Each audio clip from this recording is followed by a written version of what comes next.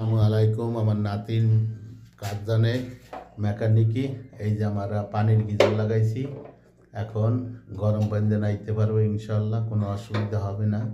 Saudi আরবে ঠান্ডা পানিতে গোসল করাই দুষ্কর। তারপরে আমার নাতির জন্য অনেক কষ্ট হয়, রাইতে ডিউটি করিয়া পারে না, তাই এই জন্য আজকে আমরা হিটার লাগাই দিলাম। হিটারটার দাম হয়েছে 7,500। এইটার দাম বাংলাদেশে 7,500।